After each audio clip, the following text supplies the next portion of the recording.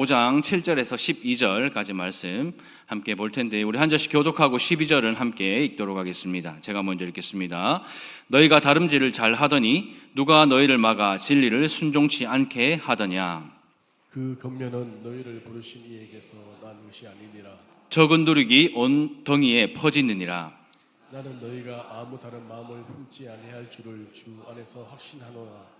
그러나 너희를 요동하게 하는 자는 누구든지 심판을 받으리라. 형제들아, 내가 지금까지 할례를 전하면 어찌하여 지금까지 핍박을 받으리요? 그리하였으면 십자가에 거치는 것이 그쳤으리니 함께요. 너희를 어지럽게 하는 자들이 스스로 베어버리기를 원하노라. 아멘. 배경희 목사님께서 우리가 신앙생활을 하는데 이 신앙생활을 여러 가지로 이제 표현을 또 비유를 하셨습니다. 첫 번째는 우리 신앙생활은 자전거를 타는 것과 같다라고 이 배경희 목사님께서 말씀을 하셨는데요. 자전거 타시는 분들은 아시겠지만 자전거는 빨리 달리면 달릴수록 넘어지지 않고 힘있고 안전하게 달릴 수 있는 것이고요. 자전거를 타는데 천천히 가면요 비틀비틀거리고 쉽게 넘어집니다. 서 있으면 누가 건드리지 않아도 자연스럽게 저절로 넘어지는 것이 자전거입니다. 그래서 이 배경희 목사님이 우리 신앙생활을 자전거 타는 것과 같다라고 이렇게 말씀하실 때에 우리의 신앙은 빨리 달릴수록 힘있게 달려갈 수 있고 천천히 가면 위험하고 가만히 서 있으면 넘어지는 것이 우리의 신앙생활이다라고 우리 백 목사님께서 말씀을 하셨습니다. 쉽지 않지만 출발하고 나면 주님 앞에 서는 그날까지 서지 않고 천천히 가지 않고 힘껏 달려가는 것이 가장 안전하고 좋은 신앙생활이다라고 우리 백 목사님께서 말씀을 하셨고요. 둘째는 언덕길을 오르는 트럭이다라고 이렇게 비유를 하셨습니다. 짐을 가득 실은 이 트럭이 오르막을 이제 올라가는데 보면은 요즘에야 뭐 워낙에 엔진이 좋아서 한 방에 푹 올라가지만 옛날에는 오르막 올라가려고 하면 또 짐 가득 실은 트럭이 올라가려고 하면 뭘 해야 되죠? 방클러치를. 방클러치 알아요? 역시 방클러치를 잘못하면 어떻게 되죠? 시동이 꺼지면서 운전면허 시험 떨어진 사람이 수두룩 갑니다. 이 방클러치를 해야 막 올라갈 수 있어요. 그러다가 이 짐을 가득 실은 트럭이 뭐 언덕을 올라가다 어떤 차가 갑자기 끼어들면 갑자기 속도를 줄이게 돼요. 속도를 줄였다가 다시 출발하려고 하면 그 비탈길에서 짐을 가득 실었으니까 힘들고 어려운 거예요. 요즘 차들은 워낙 이제 뭐 엔진이 좋으니까 문제가 되지 않겠지만 옛날 차는 워낙 안 좋아가지고 애를 먹어요. 신앙생활도 이와 같다라고 이렇게 말합니다. 달려가다가 한번 멈추면 다시 달려가기가 쉽지 않다라는 거예요. 평지를 달리는 자동차는 멈췄다가 다시 가는 거 쉬워요. 하지만 이 언덕길을 그것도 짐을 잔뜩 실은 그 화물 트럭이 올라가다가 멈추면 다시 올라가는 것이 거의 불가능하듯이 신앙생활도 평범한 신앙생활은 이러나 저러나 크게 뭐 다를 바 없지만 있는 힘껏 달리는 신앙의 다름질, 이 다름질은 한번 멈추고 나면 다시 그렇게 달려나가기가 힘이 든다라는 거예요. 어렵다라는 것이죠. 평생 다시 달리기 어려울 수도 있습니다. 그래서 가장 열심히 했던 사람들이 교회를 가장 많이 떠나가고 가장 열심히 섬겼던 사람들이 가난한 성도가 되는 경우가 바로 이 경우다라는 겁니다. 세 번째는요, 장거리 마라톤이라고 말합니다. 5km 마라톤 뛰어보신 분? 주일에 해서 그런가요? 평일날 하는 것도 있는 10km 뛰어보신 분? 이성광 새롭게 보내네. 저는 5km 뛰다가 정말 죽을 뻔했어요. 112 진짜 실려갈 뻔했어요. 119에. 정말 힘들고 어렵더라고요. 100m 달리기는 우리가 뭐 다들 학교 다닐 때 해보셨잖아요. 전력 질주해서 숨은 차도 어떻게 뭐 10초 만에 판가름이 나요. 빨리 달리면. 근데 이제 마라톤은 몇 킬로 달려야 되죠? 42.195를 달려야 돼요. 일반인들이 100m를 달리는 속도로 2시간 40분을 뛰면 42.195를 달린대요. 근데 어느 정도 지점에 이르면 숨이 차 진짜 죽을 것 같은 고비가 있다라는 거죠. 5km, 10km를 뛰어도 정말 출발하는 순간부터 죽을 고비인데 42.195를 뛰는 사람들을 보면 어느 순간에 가면 정말 죽을 것 같은 고비가 있답니다. 그때부터는 외로운 자기와의 싸움이래요. 그때부터는 옆에 있는 사람도 안 보이고 앞에 있는 사람도 안 보이고 응원단도 안 보이고 오직 자기와의 싸움이다라고 합니다. 그래서 신앙생활은 장거리 마라톤과 같다라고 이 백 목사님 우리에게 말씀하십니다. 3일 천사 노릇은 누구나 할 수 있대요. 3일 동안도 우리 엄마들도 보면 집에서 3일 동안은 아이들한테 천사 노릇은 할 수 있어요. 3일도 안, 우리 집 보니까 뭐 3일은 안 되고 3일도 훨씬 전에 이제 화가 나는데 3일 천사 노릇은 아무나 다 한다고 해요. 그리고 우리가 새벽기도 하잖아요. 한 주간 새벽기도 특세요. 마음먹으면 누구나 다 합니다. 그리고 내가 또 내 삶에 어떤 문제가 있고 어떤 어려움이 있고 시련이 있으면 한 달 새벽기도 정도 마음먹으면 하죠. 제법 의지가 있어도 몇 달 빠지지 않고 계속하는 것은 쉽지 않아요. 빠져가면서 1년을 계속하는 것 더 어렵습니다. 평생 새벽기도 하는 사람 진짜 대단한 사람이에요. 여러분들 우리 교육자들 대단하게 봐주십시오. 진짜 대단한 사람들입니다. 백 목사님은 마지막으로 이 신앙생활을요, 다름질 경주와도 같다 이렇게 말합니다. 다름질이 뭡니까? 다름질. 달리기. 달리기는 뭐예요? 땅 하고 출발하면 무조건 끝까지 뛰어야 됩니다. 중간에 서면 어떻게 돼요? 중간에 서면 탈락이죠. 한 사람에게도 지면 면류관은 없습니다. 한눈 팔면 탈락이에요. 제가 그 고등학교 때 달리기를 좀 해가지고 반에 이제 체육대회 하는데 반대항 대표로 달리기를 나갔어요.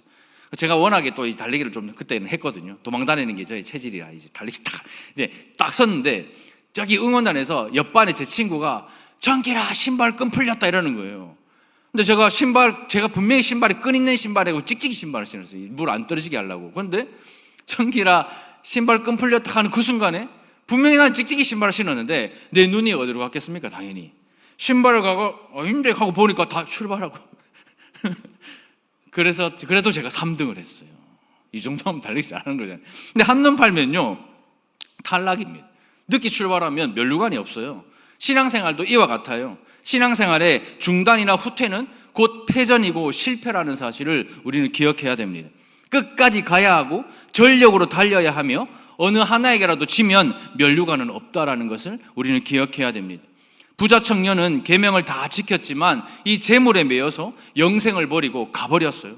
마음도 뜻도 힘도 다 해야 하고 부모도 처자도 형제도 자매도 물질도 목숨까지도 다 버려야 이기는 이 싸움의 길이 신앙생활이다라는 겁니다. 전력으로 질주해서 끝까지 가되 다 이겨야 하는 것이 신앙생활인 거예요. 그래야 영생이 되고 구원이 된다라고 벽영희 목사님께서는 말씀을 하셨습니다. 이 사도 바울도요, 이 신앙생활을 다름질, 경주라는 말을 즐겨 사용을 했습니다. 이 단어를 보면 고린도전서에도 나오고 빌립보서나 디모데 전후서에 여러 번에 걸쳐서 다름질이라는 이 단어를 이 사도 바울은 쓰고 있습니다. 7절입니다. 너희가 다름질을 잘 하더니 누가 너희를 막아 진리를 순종치 않게 하더냐 이렇게 말하고 있습니다. 갈라디아 지역 성도들은 사도 바울이 전한 이 바른 복음을 듣고 잘 받아들이고 그것으로 복음을 향하여 구원을 향하여 영생을 향하여 다름질을 했습니다. 그리고 복음을 듣고 믿음의 길을 향해서 전력 질주를 하고 있는 그때에 방향 없이 막연하게 뛰지 않고 부르심을 받은 자처럼 소명과 사명 가지고 올바른 방향, 바른 방향을 가지고 바른 복음으로 믿음의 경주를 하고 있는 이 갈라디아 지역 교회에 문제가 생긴 거예요. 이 지역 교회에 거짓 선생들이 들어와 가지고 말하는 겁니다. 그렇게 신앙생활하는 건 아무 유익이 없어. 그렇게 신앙생활하는 건 아무 유익이 없고 믿음으로 구원받고 은혜로 받는 것보다 우리의 행위가 있어야지. 우리가 율법을 행해야 되고 우리가 할례를 받아야 된다. 이 거짓 교사들이 들어와서 이들의 다름질을 멈추게 한 것입니다. 하나님의 귀한 진리를 따라 잘 달려가고 있던 성도들을 방해하고 또 바른 복음이 아니라 다른 복음의 길로 가도록 만드는 거짓 교사들이 이 교회 안에 들어와서 그 성도들의 다름질을 멈추어 버린 거예요. 이런 거짓 교훈이 다름질을 멈추게 하고 이런 거짓 교훈이 경주를 멈추게 하고 이런 거짓 교훈이 한눈 팔게 하고 이런 거짓 교훈이 방향을 잃게 만드는 것입니다. 비단 잘못된 교리나 잘못된 것들뿐만이 아니라 우리가 하는 말로도 그래요. 우리가 말로 얼마나 많은 사람들을 실족하게 하고 우리가 말로 얼마나 많은 사람들을 멈추게 하고 우리가 말로 얼마나 많은 사람들의 방향을 잃게 합니까?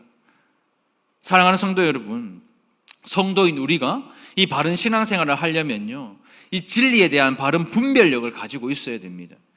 교회 안에서 가르친다고 해서 다 옳은 것이 아닙니다. 교육자들이 가르친다고 해서 그게 다 옳은 것이 아니라는 거예요. 제가 이 자리에서 여러분들을 가르친다고 해서 어떻게 보면 다 옳은 것이 아닐 수도 있습니다. 옳은 것이 되려고 연구하고 기도하고 준비하지만 그렇지 않을 수도 있다는 거예요.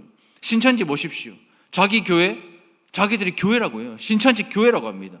그 이단이잖아요. 그냥 파잖아요. 근데 자기들은 교회라고 해요. 구원파도 마찬가지. 자기들이 교회라고 합니다. 교회에 있으면 우편물이요. 매주마다 오는데 이번 주에도 와 진짜 그치지 않고 오는데 정말 지극정성이 신천지에 우리 대구에 신천지가 있잖아요. 대명동에 그 신천지에서 제 이름으로 편지를 보내요.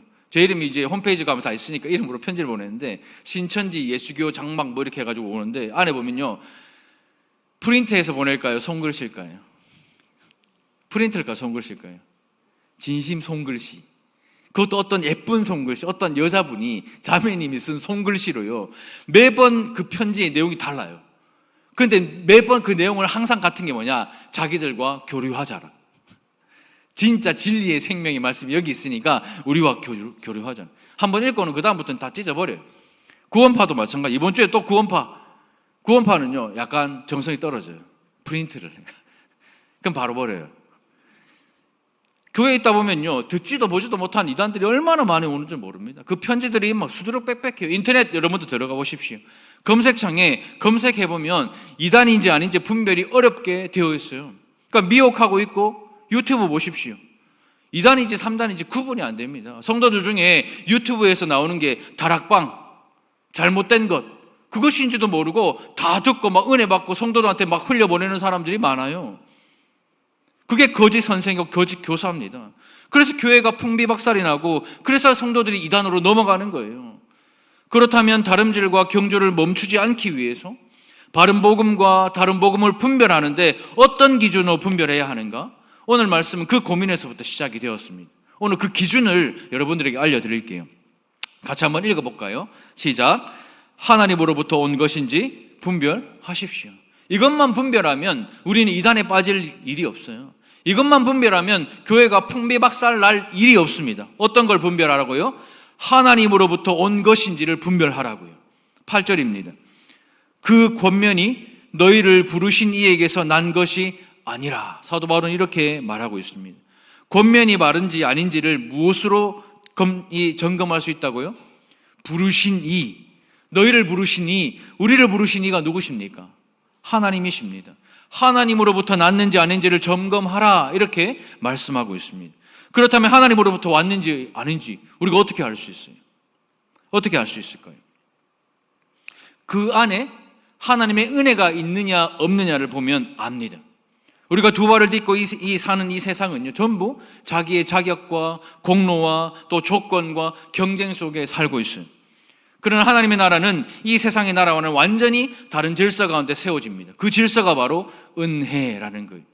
우리의 자격 또 우리의 조건에 근거하지 않고 하나님에게 이 넘치는 사랑이 만들어내는 복된 선물인 은혜로 질서를 세워주십니다. 그래서 이 교회도요 은혜로 질서가 세워져야 되고 여러분들의 가정에도요 하나님의 은혜로 질서가 세워져야 되고 여러분들의 삶의 자리에서도 하나님의 은혜로 그 질서가 세워져야 되는 거예요. 말씀 속에 은혜가 있는지 없는지를 보면 분별할 수가 있습니다. 그렇다면 여러분들 주일마다 듣는 말씀 속에 은혜 있습니까? 은혜가 있습니까? 아니 저 들으라고 하는 말이 아니고 은혜가 있습니까? 부었어요? 아닌가? 그래요. 주일마다 듣는 말씀 속에 은혜가 있습니까, 여러분들? 진심으로 한번 고백해 보십시오. 은혜가 있습니까? 끝없이 우리 자신이 뭔가를 해서 하나님께 사랑과 선물을 타내야 한다고 생각한다면 그건 잘못된 가르침이에요. 하나님은 자격 없는 우리에게 은혜로 이 구원을 선물로 주셨습니다. 세상은 전부 힘을 가지고 경쟁해서 이겨야 돼요. 그래서 자신을 기쁘게 하고 자기를 더욱 좋게 잘 만들고 싶은 거예요. 그런데 우리 하나님은 우리에게 이 은혜를 베풀기 위해서 하나밖에 없는 아들 예수님을 십자가에 죽이셨습니다. 그것이 은혜입니다. 예수 그리스도의 십자가로 말미암아 우리를 죄에서 자유케 하셨습니다. 그것이 은혜입니다. 그저 하나님의 비위를 맞추고 좋은 평가를 받아서 자유를 얻는 것, 그게 아니에요. 정신 바짝 차려서 예배 잘 드리고 힘에 지나치게 헌금하고 몸이 막 부사지도록 봉사한다고 해서 이 자유를 얻는 것이 아니라는 거예요. 하나님께 매맞을까 봐 두려워 사는 것이 이 신앙생활이 아니라는 것입니다. 하나님으로부터 온 은혜는요 우리의 자격 없음과 또 우리의 부족함과 우리의 연약함이 아니라 완벽하고 완전하신 주님께로 우리의 시선을 옮겨주는 것, 이것이 바로 신앙생활이에요. 그래서 나는 할 수 없지만 누구는 할 수 있어요. 하나님은 할 수 있습니다. 나는 내 몸의 병을 고칠 수 없지만 누구는 고칠 수 있습니까? 하나님은 고칠 수 있는 거예요. 그 시선을 하나님께로 돌리는 것, 그것이 신앙생활입니다. 교회 안 빠지고 열심히 봉사하고 열심히 헌금하고 그렇게 신앙생활, 그것도 신앙생활의 일부이지만 우리 신앙생활의 전부는 뭐라고요? 우리 시선을 누구에게로 돌리는 건요? 하나님에게로 돌리는 건요. 그럴 때 오직 주님께만 올인하며 예배 가운데 우리가 자유를 누릴 수가 있는 것입니다. 그렇다면 말씀 속에 은혜가 있는지 어떻게 알 수 있는가? 그것을 오늘 두 가지 함께 나누기를 원하는데요. 첫째, 같이 한번 읽어보겠습니다. 시작. 다른 복음은 공동체 전체를 파괴합니다. 9절입니다. 적은 누룩이 온 덩이에 퍼지느니라. 적은 누룩은요, 온 덩이를 다 음식물 쓰레기로 만들 수 있는 거예요. 적은 덩어리는 우리 온 공동체를 파멸하고 파괴할 수 있는 것입니다.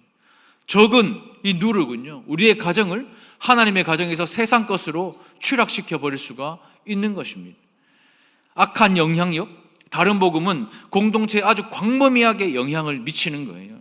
성경은요, 다른 복음을 누룩이라고 표현합니다. 예수님도 이 바리새인과 사두개인들의 무엇을 주의하라 그랬습니까? 누룩을 주의하라 이렇게 말씀하셨습니다. 왜? 누룩은 이 악한 영향력을 가진 다른 복음을 말하기 때문입니다. 진리에서 벗어나게 하는 다른 복음은 누룩과 같이 공동체 전체를 파괴하고 교회의 거룩성을 잃어버리게 만드는 것, 그것이 바로 이 적은 누룩인 거예요. 그래서 우리 교회는요, 이 거룩과 이 성결을 지키기 위해서 칠이라는 것을 합니다. 칠이 들어보셨어요? 칠이라는 것은요, 이 장로교 정치제도의 제일 중요한 원리 중에 하나가 칠이입니다. 이 칠이를 할 때는 반드시 두 가지 기준이 있는데, 첫 번째, 같이 한번 읽어보겠습니다. 시작. 잘못된 말씀을 가르칠 때 칠이를 합니다. 교회에서 칠이를 하는데 두 가지. 첫 번째는요, 잘못된 말씀을 가르치면 그 사람은 칠이를 받아야 됩니다. 교회는 성경이 말씀하고 있는 바른 말씀을 가르치는지를 판단해야 되는 거예요. 성경이 말씀하지 않는 다른 복음을 가르칠 때 교회는 칠이를 해야 됩니다. 그건 사랑으로 덮어줘서 될 일이 아닙니다. 절대로 좋은 게 아니라는 거예요. 공동체를 파괴하는 잘못된 말씀은 반드시 분별해서 칠이를 해야 합니다. 두 번째, 같이 한번 읽어볼까요? 시작. 잘못된 행동을 할 때 칠이를 합니다. 개인적으로 하는 행동, 또 우리 공동체 하는 행동, 모든 행동, 그걸 하나하나 다 다루지는 않지만 잘못된 행동이 교회 공동체에 드러나고 우리 공동체에 해를 끼치게 되면 그것이 어떤 이유든지 간에 당사자를 불러서 반드시 칠이를 해야 합니다. 물론 칠이라는 것은요, 목사가 하는 것이 아닙니다. 당회가 합니다. 그래서 당회를 칠이회라고 이렇게 불러요. 물론 당회 전체가 하는 것이 아니라 칠이회를 구성해서 그 당회에 있는 칠이회가 이 칠이를 하죠. 교회 내에서 칠이하는 일이 없기를 바라지만 혹여나 교회 안에 잘못된 말씀을 가르치거나 잘못된 행동이 있을 때에는 반드시 칠이를 해야 합니다. 그리고 우리 달산교회는 반드시 칠이를 할 것입니다. 그러나 이 시대 교회가요, 하나님과의 관계보다 사랑과의 관계를 더 두려워하기 때문에 이 칠이하기를 꺼려하는 거예요. 교회에 사랑이 없다는 말 들을까 봐 싶어가지고 좋은 게 좋은 거니까 겁이 나서 칠이를 꺼려해요. 아니, 성경에 보면 원수까지 사랑하라고 하셨는데 그러니 칠이하는 것보다 용서하고 받아들이라 이렇게 말합니다. 그것이 교회를 망하게 하는 거예요. 교회를 사랑하고 그 사람을 사랑하는 것이 아니라 오히려 공동체를 파괴하고 그 사람을 망하게 하는 것이 바로 이 마음인 거예요. 그래서 많은 교회가 칠이회가 있음에도 불구하고 그 기능을 상실하고 있는 거예요. 두렵죠. 관계가 깨질까 봐, 복수당할까 봐, 또 고소고발당할까 봐 얼마나 두렵습니까? 멀리 안 봐도, 우리 교회만 봐도 그렇잖아요. 얼마나 고소고발이 난무했어요. 그럼 귀찮잖아요. 힘들잖아요. 돈 쓰잖아요. 그러니 좋은 게 좋은 거라고, 원수까지 사랑해야 된다고, 그렇게 품어주라고. 아니요, 더더욱 꺼려지지만 그렇게 해서는 안 되는 거예요. 바울도요, 이런 두려움을 가지고 있었죠. 바울이라고 사람인데 이런 두려움이 없었겠습니까? 바울도 사람인데 이런 송사가 그 당시에 없었겠습니까? 그러나 사도 바울도 이런 두려움이 있지만 그럼에도 확신을 가지고 있는데요. 10절입니다. 같이 한번 읽어보겠습니다. 시작. 나는 너희가 아무 다른 마음도 품지 아니할 줄을 주 안에서 확신하노라. 그러나 너희를 요동케 하는 자는 누구든지 심판을 받으리라. 우리말 성경을 보면 10절이 두 개의 문장으로 된 것처럼 나와요. 확신하노라, 그러나 이어서 나오니까. 근데 원문을 보면요, 두 문장이 똑같이 나는 확신하노라 이 내용으로 되어 있습니다. 바울이 지금 무엇을 확신한다고요? 너희가 다른 마음 품지 않을 것을 확신한다고요. 그리고 너희를 요동케 하는 자가 심판받을 줄을 확신한다고요. 사도 바울은 이렇게 확신하고 있습니다. 어떻게 이 상황에서 이렇게 확신할 수 있을까? 바울은요, 주 안에서 확신하고 있습니다. 바울은 주님 안에서 확신하고 있는 거예요. 주님 때문에 확신하는 거예요. 주님 때문에 믿으라는 것입니다. 그리고 주님 때문에 인내하고 기다려주고 믿어주는 거예요. 이 거짓 교훈은 누룩과 같이 공동체 전체를 파괴합니다. 그러나 우리 달산교회는 바른 복음을 전하고 바른 복음을 믿는 아름다운 공동체인 줄로 믿습니다. 믿으십니까? 아멘이십니까? 아멘이십니까? 그래서 저는요, 주 안에서 확신합니다. 그러므로 여러분도 주 안에서 확신하십시오. 주님이 피로 사신 이 달산교회가요, 주님이 피로 사신 우리이기 때문에 인내하고 기다려주고 믿어주는 거예요. 그리고 말씀을 전하는 우리 교육자들이 여러분들 바른 말씀, 바른 복음을 전할 수 있도록 뜨겁게 열심히 기도해 주십시오. 대표 기도하실 때나 어디서 기도하실 때든지 여러분들이 섬기는 이 달산교회 교육자들 위해서 뜨겁게 기도해 주시기를 바랍니다. 그리고 교회에 다른 복음을 전하거나 이 잘못된 행동을 하는 사람은 반드시 치리하겠습니다. 그러니 다른 복음으로 공동체를 파괴하는 악한 일을 멀리하는 우리가 되기를 주님의 이름으로 축원합니다. 두 번째는요, 이것인데요, 같이 한번 읽어보겠습니다. 시작. 바른 복음은 공동체를 거룩하게 합니다. 11절입니다.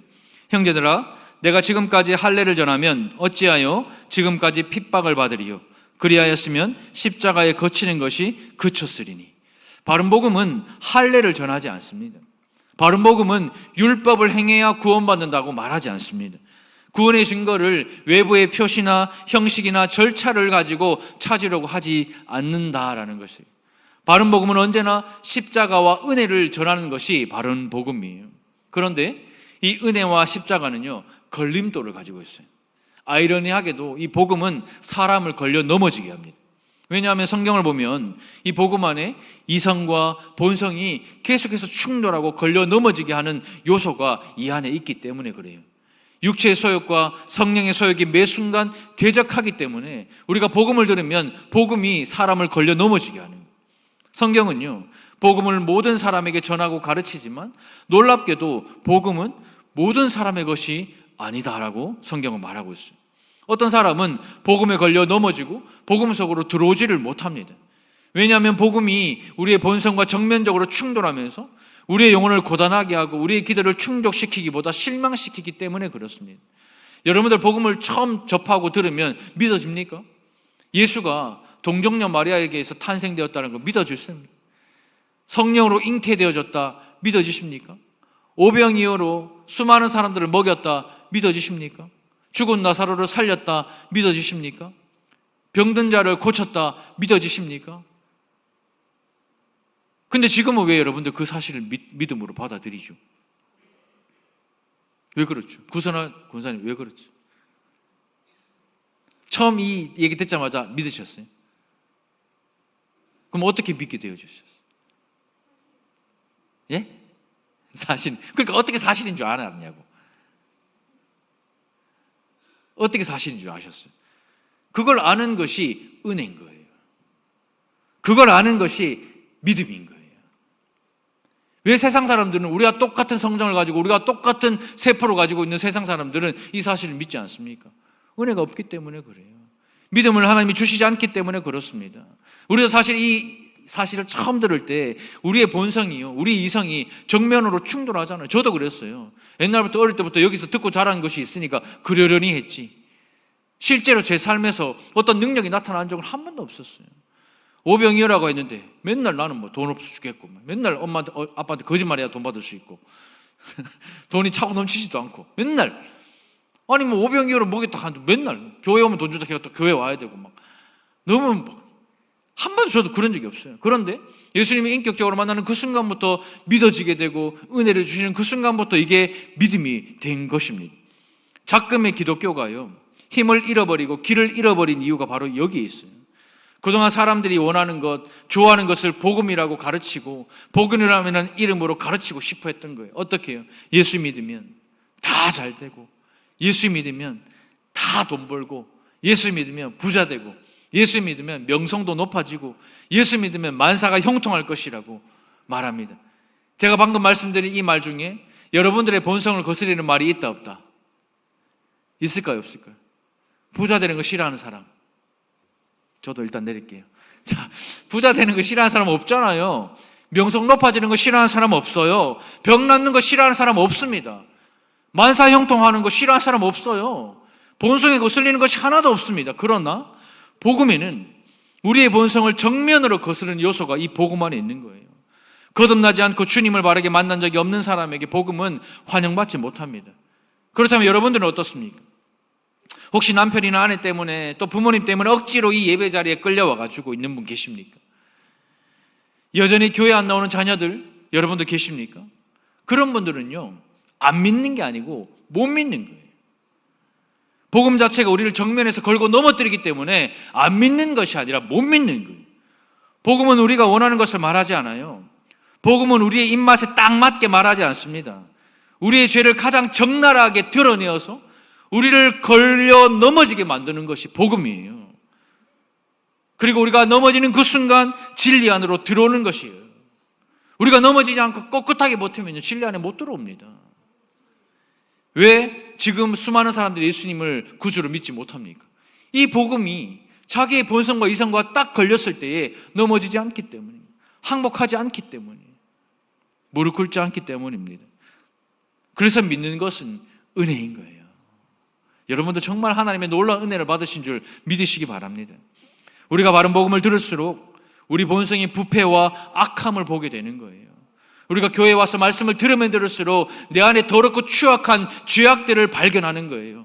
이 교회에 와서 말씀을 들으면 들을수록 만사 형통해야지, 부자 돼야지, 병 고쳐줘야지, 명성 높아져야지. 그거는 바른 복음이 아닙니다, 여러분들. 바른 복음은 우리 속을 적나라하게 다 뒤집어가지고 우리 본성의 부패와 악함을요, 한치의 타협도 없이 다 드러내는 것이 바른 복음입니다. 그래서 우리는 복음을 거스르는 거예요. 우리 안에 있는 죄 때문에 복음을 환영하지 못하고 걸려 넘어지는 것입니다. 그렇다면 우리는 이 죄의 문제를 어떻게 해결해야 될까요? 우리가 열심히 노력하고 최선을 다해 신앙생활하면 죄가 없어집니까? 죄가 없어져요? 1년 동안 금식하며 새벽기도 막 1년 365일 다 나오면 죄가 없어집니까? 어떻게 생각하세요? 그러면 좋죠. 그러면 뭐 저 죄는 일단 이미 없고 지금 붕 떠가 설교해야 돼. 나갈 때도 구름 타고 나가야지 뭐. 그런 일은 없습니다. 성경에서는 결코 그렇게 말하지 않아요. 100% 하나님의 은혜로 죄 사함 받아 구원받는 것입니다. 구원에 있어 우리가 조금이라도 더하고 뺄 수 있는 것이 없어요. 부패한 죄성과 악함밖에 없는 우리는 하나님의 전적인 은혜가 아니면 구원받을 수가 없습니다. 그럼에도 다른 복음을 전하거나 믿는다면 이 12절의 말씀처럼 스스로 고자가 되는 편이 낫다라는 거예요. 교회 나오지 말고 스스로 고자가 되는 것이 낫다라고 성경은 말하고 있는 것입니다. 그러니까 나름대로 최선을 다하고 사는 사람들은 걸려 넘어지는 거예요. 교회에 와서 내가 힘에 묻히도록 최선을 다하는 사람은 걸려 넘어지기 일상입니다. 시험에 드는 사람 보십시오. 아무 열심 없는 사람 시험에 드는 거 제가 본 적이 없어요. 교회 나와서 열심 없이 신앙생활하는 사람 시험에 드는 거 제가 한 번도 본 적이 없습니다. 시험 드는 사람은 누구라고요? 열심히 신앙생활하고 힘에 붙이도록 하는 사람은 시험에 드는 게 직방이. 왜요? 왜 그렇습니까? 그렇게 해서 천국 간다고 하면 우리 본성이 좋아할 텐데 복음은 결코 그렇게 말하지 않아요. 하나님이 구원하기로 작정하신 모든 사람은 예수님의 십자가 그 대속의 은혜로 구원받는 줄로 믿습니다. 믿어지지 않지만 성령께서 진리의 말씀을 우리 영혼에 깨닫게 하시면서 놀랍게도 이 복음이 믿어지게 되는 거예요. 이것이 바른 복음입니다. 이렇게 은혜에 빚진 자들의 모인 공동체는 거룩함을 잃어버리지 않는 거예요. 이런 바른 복음이 있는 은혜가 있는 교회에서 신앙생활하면 걸려 넘어지지 않는 것입니다. 이렇게 은혜 받은 자들이 모인 공동체는 끝까지 이 거룩함을 유지할 수가 있는 것입니다. 예수님도 십자가에 못 박혀 죽으셨는데 그 십자가를 우리에게 지라고 말씀하셨는데 어떻게 우리가 그 사람에게 이렇게 말할 수가 있고, 어떻게 목사에게 이렇게 말할 수 있고, 어떻게 장로님에게 이렇게 말할 수 있고, 어떻게 사랑하는 성도들에게 이렇게 말할 수가 있겠습니까? 저는 우리 달산교회가요, 이런 교회가 되기를 주님의 이름으로 축원합니다. 바른 복음으로 은혜가 넘치는, 우리 모두가 무거운 십자가를 지고 이 사람이 그 십자가 때문에 무거우며 함께 짊어져 주는 그런 아름다운 공동체가 되기를 주님의 이름으로 축원합니다. 말씀을 맺겠습니다. 성령 하나님께서 우리에게 말씀을 적용해 주셔야 해석이 되고 이해되지 않는 귀한 진리가 믿어지면서 우리는 놀라운 영광 속으로 들어가는 거예요. 은혜 아니면 믿을 수가 없어요. 은혜 아니면 살 수도 없습니다.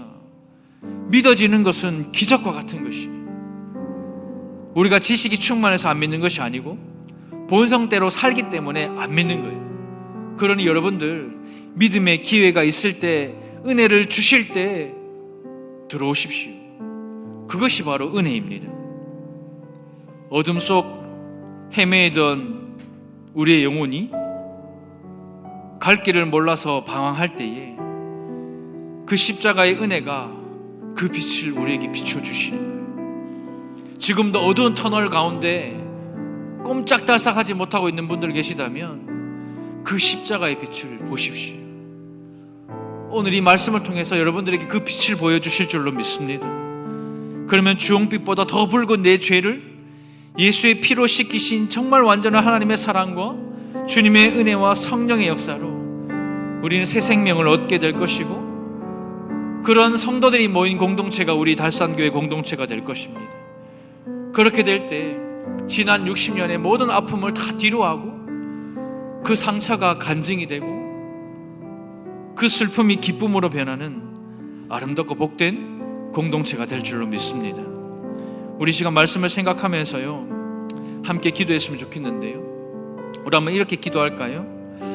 다른 복음으로 또 잘못된 행동으로 공동체를 파괴하지 않고 내가 이 바른 복음으로 우리 공동체를 거룩하게 하는 그런 성도가 되겠습니다. 그런 가정이 되겠습니다. 그런 교회가 되게 하여 주시옵소서. 이 시간 우리 주여 역사하여 주시옵소서. 우리 한번 무릎짓고 우리 통성으로 기도하며 주 앞에 나가겠습니다. 주여 역사하여 주시옵소서.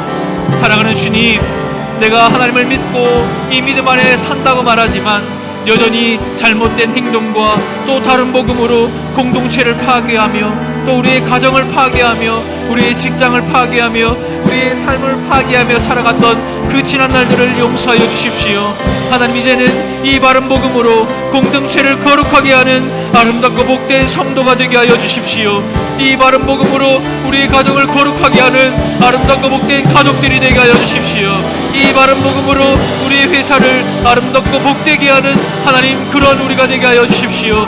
이 바른 복음으로 이 조국 대한민국을 거룩하게 하는 아름다운 교회와 성도들 되게 하여 주옵소서. 주님, 이 은혜를 받기를 소망합니다. 은혜 아니면 믿을 수가 없고 은혜 아니면 주님 앞으로 나갈 수가 없는데, 하나님이 말씀 가운데 은혜 받기를 소망합니다. 이 주일 예배 가운데 은혜 받기를 소망합니다. 우리의 삶 속에 하나님의 놀라운 은혜가 있기를 소망합니다. 은혜가 아니면 우리가 아무것도 할 수 없고 은혜가 아니면 우리가 모든 것을 할 수 없음을 고백하며 주 앞에 이 시간 기도하며 나아갑니다. 이 무더운 여름에 하나님의 말씀의 은혜가 놓치지 않도록 하나님이 이 여름 가운데 말씀의 은혜를 사모하며 더 하나님 앞에 나아갈 수 있도록 은혜를 더하여 주시고 역사하여 주시옵소서. 어둠 속에 헤매던 우리의 영혼 가운데 우리가 갈 길을 몰라 방황할 때에 예수의 그 십자가의 은혜가 빛으로 오셔서 우리를 만나 주셨으니, 하나님, 이제는 우리가 그 은혜에 빚진 삶을 살아내며 우리가 그 은혜에 하나님 되갚으며 살아낼 수 있는 우리 모든 성도들이 될 수 있도록 역사하여 주옵소서. 하나님, 그 은혜를 간절히 사모하오니 은혜를 부어주시고 은혜로 역사하여 주시옵소서. 하나님, 은혜를 사모합니다. 사랑하는 주님, 성령 하나님께서 우리에게 이 말씀을 적용해 주셔야 해석되지 않고 이해되지 않는 이 하나님의 말씀이 믿어지면서 우리는 놀라운 영생의 그 영광 속으로 들어가게 되는 줄로 믿습니다. 하나님, 우리가 매주일마다 이 자리에 나와 하나님을 예배하며 경배하는데 하나님, 은혜를 주십시오. 하나님, 은혜가 없으면 우리는 아무것도 할 수 없는 그런 존재들임을 고백합니다. 그러나 우리가 이것을 착각하여 나의 열심과 다른 복음과 나의 능력과 나의 조건과 나의 자격으로 주 앞에 서려고 했던 지난 날들을 주님 앞에 회개하며 고백합니다. 우리 달산교회가 60년이 될 때까지 이 땅 가운데 하나님 세우셨는데 우리가 그 다른 복음과 잘못된 행동으로 교회를 파괴하고 교회를 넘어뜨리며 교회를 무너지게 했던 지난 우리의 열심들과 지난 우리의 죄악들을 이 시간 주 앞에 회개합니다. 주님, 은혜로 채워 주십시오. 은혜 아니면 믿을 수가 없습니다. 하나님, 우리가 믿는 것은 기적과 같다 말씀하셨으니 이 기적을 늘 체험하며 살아가는 우리가 되게 하여 주시옵소서. 우리가 어둠 속에서 헤매일 때에, 지금도 여전히 캄캄한 어둠 가운데 헤매일 때에 빛으로 찾아오신 주님을 만나게 하신 그 은혜에 감사합니다. 주홍빛보다 더 붉은 내 죄를 예수의 피로 씻기신 하나님의 그 사랑과 그 은혜와 성령의 역사에 감사합니다. 하나님, 이 무더운 여름 이 은혜가 우리를 떠나지 않도록, 이 교회를 떠나지 않도록 은혜 가운데 거하는 우리 성도들 될 수 있도록 역사하여 주시옵소서. 다른 복음으로 잘못된 행동으로 공동체를 파괴하지 않고 바른 복음으로 공동체를 거룩하게 하는 우리 성도, 바른 복음으로 가정을 거룩하게 하는 우리 가족, 바른 복음으로 이 세상과 민족과 열방을 거룩하게 하는 교회가 될 수 있도록 역사하여 주시옵소서. 모든 말씀 살아계신 예수님의 이름으로 기도드립니다. 아멘.